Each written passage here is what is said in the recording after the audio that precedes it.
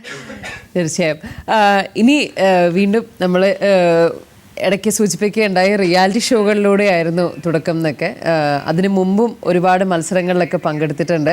ലളിതഗാനത്തിൽ നല്ലൊരു എനിക്ക് 10th തൊട്ട് 10th +2 അതുപോലെ തന്നെ കോളേജ് കാലഘട്ടത്തിലുമൊക്കെ ഒരുപാട് സമ്മാനങ്ങൾ ഫസ്റ്റ് പ്രൈസും ഒക്കെ കിട്ടിയതായും കേട്ടിട്ടുണ്ട്. അപ്പോൾ ആ ഒരു യൂത്ത് ഫെസ്റ്റിവൽ കാലഘട്ടമൊക്കെ എങ്ങനെ ഓർത്തെടുക്കാൻ ആഗ്രഹിക്കുന്നു? തീർച്ചയായിട്ടും. ഞാൻ എൻ്റെ സിംഗിങ് കരിയറിനെ പറ്റി പറയുകയാണെങ്കിൽ എൻ്റെ ഫാദറിനെ പറ്റി ഞാൻ എടുത്ത് പറയണം. കാരണം എൻ്റെ അപ്പയാണ് എൻ്റെ ലൈഫിൽ ഏറ്റവും വലിയ സപ്പോർട്ട്. കാരണം ചെറുപ്പം തൊട്ടേ എൻ്റെ അപ്പ എന്നെ എല്ലാ യൂത്ത് ഫെസ്റ്റിവലിനും അതുപോലുള്ള മ്യൂസിക് കോമ്പറ്റീഷനും കൊണ്ടുപോകുമായിരുന്നു. സോ എൻ്റെ സ്റ്റാർട്ടിംഗ് എന്ന് പറഞ്ഞാൽ ബാലജനസഖ്യത്തിലാണ് എൻ്റെ മ്യൂസിക്കൽ ഈ കോമ്പറ്റീഷൻ ഞാൻ പാടി തുടങ്ങിയത്. അതിൽ ഞാൻ ഒത്തിരി പ്രൈസ് ഞാൻ വിൻ ചെയ്തിട്ടുണ്ട്. പിന്നെ ഞാൻ 10th പഠിക്കുമ്പം school youth festival 2010 school state youth ഫെസ്റ്റിവലിൽ ഞാൻ ലൈറ്റ് മ്യൂസിക്കൽ വിന്നറായിരുന്നു. അത് കഴിഞ്ഞ് 2001 +1 ഫസ്റ്റ് കിട്ടി, 2002 +2 ഫസ്റ്റ് കിട്ടി. അത് കഴിഞ്ഞ് MG യൂണിവേഴ്സിറ്റിയുടെ സ്റ്റേറ്റ് ലെവൽ കോമ്പറ്റീഷനിലും ഞാൻ ലൈറ്റ് മ്യൂസിക് വിന്നറായിരുന്നു. സോ അങ്ങനെ സ്കൂൾ കോമ്പറ്റീഷനാണ് സത്യം പറഞ്ഞാൽ അവിടെ പാടിയാണ് എൻ്റെ ഒരു മ്യൂസിക് കരിയറിൻ്റെ സ്റ്റാർട്ടിംഗ് എന്ന് വേണമെങ്കിൽ പറയാം.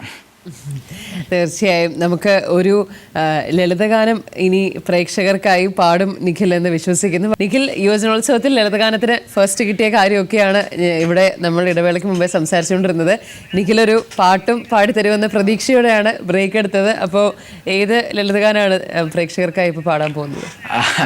കാരണം ലൈറ്റ് മ്യൂസിക് സത്യം പറഞ്ഞാൽ ലൈറ്റ് മ്യൂസിക് ഞാൻ പാടിയിട്ടിപ്പോൾ ഒരു 10 വർഷം. കാരണം എൻ്റെ പാട്ട് ഞാൻ ഇപ്പോഴും ഓർക്കുന്നുണ്ട്. പക്ഷേ എൻ്റെ ലിറിക്സൊക്കെ ഒത്തിരി മറന്നുപോയി. ഞാനന്ന് പാടിയ പാട്ട് ആവണി പൗർണമി എന്ന് പറഞ്ഞൊരു പാട്ടാണ് ഞാൻ ആക്ച്വലി പാടിയത്. അത് കഴിഞ്ഞ് ഞാൻ സുഖി അവരോ എന്ന് പറഞ്ഞൊരു പാട്ടും പാടി. സോ ഈ 2 പാട്ടുകളാണ് എനിക്ക് പ്രൈസ് മേടിച്ചു തന്നത്. പക്ഷേ എൻ്റെ ലിറിക്സൊക്കെ ഞാൻ സത്യം പറഞ്ഞാൽ മറന്നുപോയി. സോ ക്ഷമിക്കണം, ഞാൻ ഇന്നൊരു അവസരത്തിൽ പാടുന്നതായിരിക്കും ഞാനത്. തീർച്ചയായും. അപ്പോൾ ഇനി മറ്റ് വിശേഷങ്ങളിലേക്ക് പോവാം. അത് കഴിഞ്ഞ് മലയാളത്തിൽ തന്നെ മറ്റൊരു വളരെ പോപ്പുലറായ സോങ് നോക്കുകയാണെങ്കിൽ ബാച്ചിലർ പാർട്ടിയിലെ കാർമുകിലിൻ എന്ന് പറഞ്ഞിട്ടുള്ള ഗാനം ശ്രേയാ ഘോഷൽ ഫീമെയിൽ വേർഷൻ, അതിൻ്റെ ഡ്യുവേറ്റ് ശ്രേയാ ഘോഷലുമായിട്ട് പാടിയ ഡ്യുവേറ്റ്, ആ സോങ്ങും വളരെയധികം ശ്രദ്ധിക്കപ്പെട്ടതായിരുന്നു. FM-ലേക്ക് എനിക്കൊന്ന് ആ ഒരു സമയത്ത് ഏറ്റവും കൂടുതൽ പ്ലേ ചെയ്യപ്പെട്ട പാട്ടും അതായിരുന്നു. അപ്പോൾ ആ പാട്ടൊന്ന് പാടിയിട്ട് ആ പാട്ടിൻ്റെ എക്സ്പീരിയൻസ് പറയാൻ തോന്നുന്നു. തീർച്ചയായിട്ടും.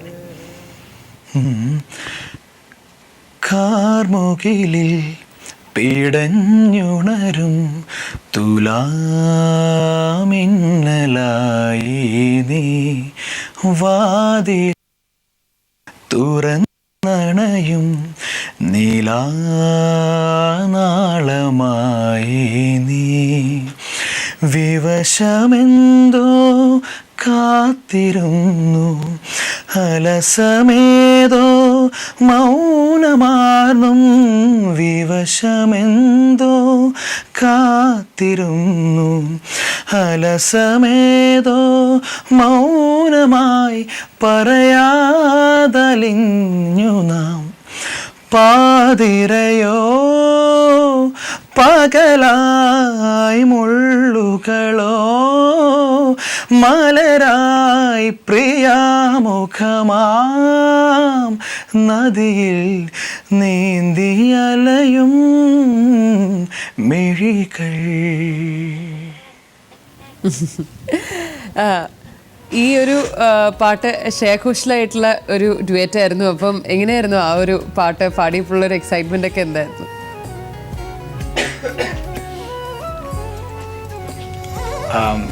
ഞാൻ 2006 ഞാൻ ആ പാട്ട് പാടിക്കഴിഞ്ഞ് പിന്നെ കുറേ പാട്ടുകൾ പാടിയെങ്കിലും സത്യം പറഞ്ഞാൽ ഒത്തിരി പാട്ട് ശ്രദ്ധിക്കാതെ പോയി. സോ അത് കഴിഞ്ഞ് എനിക്ക് കിട്ടിയൊരു മലയാളത്തിൽ കിട്ടിയൊരു ബിഗ് എൻട്രി എന്ന് പറഞ്ഞാൽ ബാച്ചിലേഴ്സ് പാട്ടിലെ ഈ പാട്ടാണ്. സോ അതിന് ഞാൻ ഏറ്റവും കൂടുതൽ നന്ദി പറയേണ്ടത് മ്യൂസിക് ഡയറക്ടർ രാഹുൽ രാജിനോടാണ്. കാരണം രാഹുലേട്ടനാണ് ഈ പാട്ടിനെ തന്നത്. സോ ആൻഡ് അതുപോലെ തന്നെ എൻ്റെ ഫീമെയിൽ വേർഷൻ പാടിക്കുന്നത് ശ്രേയാ ഘോഷലാണ്. കാരണം ഇപ്പോൾ ഒരു സിംഗറിൻ്റെ ആഗ്രഹമാണ് ശ്രേയാ ഘോഷലിട്ടൊരു പാട്ട് പാടുക എന്നുള്ളത്. സോ ആ ഒരു ആഗ്രഹവും എനിക്ക് ഈ പാട്ടിൽ കൂടെ സാധിച്ചു. ആൻഡ് ഈ പാട്ടിൻ്റെ റെക്കോർഡിങ് കമ്പോസിങ് ടൈമിൽ രാഹുലേട്ടൻ ഒരു ഫ്രഷ് വോയിസ് ഇങ്ങനെ നോക്കിക്കൊണ്ട് നടക്കുമായിരുന്നു. സോ ഇപ്പോൾ ബാച്ചിലേഴ്സ് പാർട്ടിയുടെ associate director mister Sudeep Joshi എൻ്റെ ഒരു ഫാമിലി ഫ്രണ്ടാണ്. സോ അദ്ദേഹമാണ് എൻ്റെ പേര് റെഫർ ചെയ്തത്. സോ അങ്ങനെയാണ് രാഹുലേട്ടൻ എന്നെ കേൾക്കാനും എൻ്റെ വോയിസ് കേൾക്കാനും ഇതിലേക്ക് എന്നെ വിളിച്ചതും. സോ എനിക്ക് തോന്നുന്നു 2006 കഴിഞ്ഞ് എനിക്ക് കിട്ടിയൊരു ബിഗസ്റ്റ് എൻട്രിയാണ് ഈ കാർമികൾ എന്ന് പറഞ്ഞ പാട്ട്. ഇപ്പോൾ ശ്രേയ ഘോഷലായിട്ട് ഡ്യുവറ്റ് പാടുക എന്നുള്ളതാണ് ഒരു സിംഗറിൻ്റെ ഒരു വലിയൊരു ആഗ്രഹത്തിൽ ഒന്നാണെന്ന് പറയുണ്ടായി. അപ്പോൾ അതുപോലെ തന്നെ കൂടെ പാടിയിരുന്ന് നോക്കുകയാണെങ്കിൽ ചിന്മയി, സാധന സർഗം തുടങ്ങിയവരുടെ കൂടെയും പാടിയിട്ടുണ്ട്. അപ്പോൾ അങ്ങനെ കൂടെ പാടിയിട്ടുള്ള ആ ഒരു സിംഗേഴ്സിനെയൊക്കെ കുറിച്ച് എന്താണ് പറയാനുള്ളത്?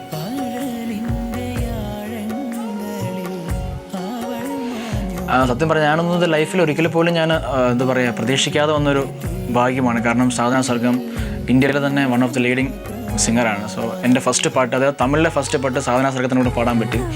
മലയാളത്തിലെ എൻ്റെ സെക്കൻഡ് സോങ് എനിക്ക് ശ്രേയ ഘോഷലിനോട് പാടാൻ പറ്റി. ഇതൊക്കെ സത്യം പറഞ്ഞാൽ ഒരു സ്വപ്നമായിട്ടാണ് ഞാൻ കരുതുന്നത്. ഇതൊക്കെ സത്യം പറഞ്ഞാൽ ദൈവത്തിൻ്റെ ഒരു അനുഗ്രഹമായിട്ട് മാത്രമാണ് ഞാൻ കരുതുന്നത്.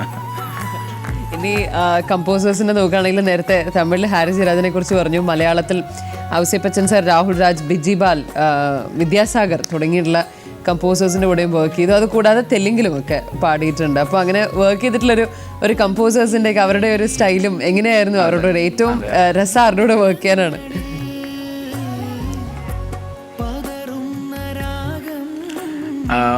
തമിഴിൽ ഞാൻ ഹാരിസ് ജയരാജ് സാറിനോട് വർക്ക് ചെയ്യാൻ, അതാണ് എൻ്റെ ഫസ്റ്റ് എക്സ്പീരിയൻസ് തമിഴിൽ.